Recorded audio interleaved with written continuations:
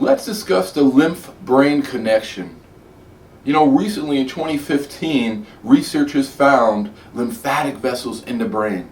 That is monumental. They say that's going to change how we think of any problems with the brain, depression, anxiety, bipolar, autism. Well, it really is a big connection. If you can imagine, our brain is cleaned by a tiny network of vessels and nodes that all has to flow down to our neck. So when our neck and shoulders become tight, and really it comes to one little vessel on either side of our neck, one vein has to clean our brain or our body. So when this lymphatic vessel becomes congested or constricted due to acidity, then our brain can become backed up with cellular waste and fluid. And that really is why we get foggy thinking.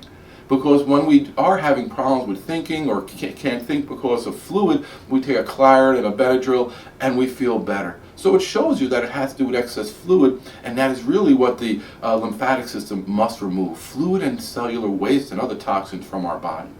Well, if you have a child on the spectrum, then you really need to understand how the brain is maintained by the lymphatic system. Whether it's ADHD, Asperger's, autism, developmental delays, really we have to see how if the brain is not being cleaned efficiently by the lymphatic system, then cellular waste can build in the brain. And if that builds in certain structures in the brain, then children will start having different problems, aggressiveness, or start to shut down. So basically, the first step when your child is not thinking clearly is to activate the lymphatic system. If you're having problems with bipolar, anxiety, stress, depression, you're not sleeping well at night, studies have shown that insomnia is about cellular waste building in the brain, B-amyloid plaque.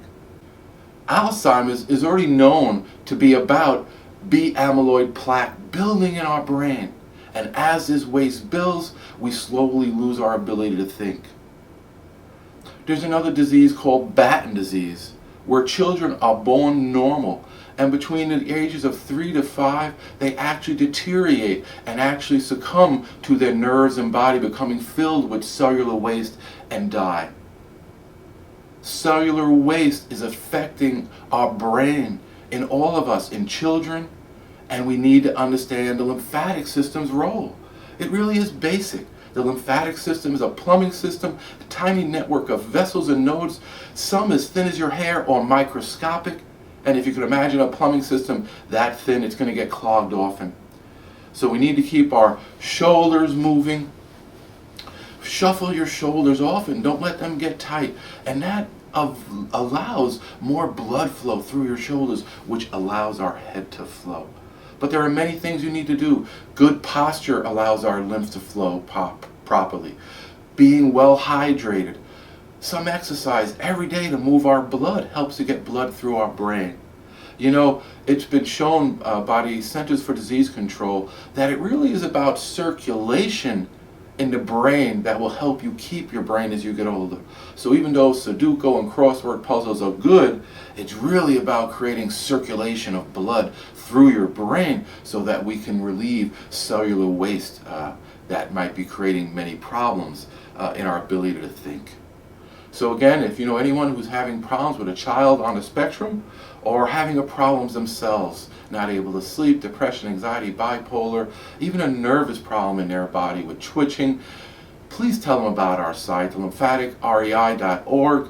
Tell them to come like our site. If it makes sense to them, please tell others, because everybody is being affected by this. There's nobody who really isn't. We all have small problems that if we understood the lymphatic system, we would gain more control. So please help us by telling others so that we can change how people think around the world. Thank you.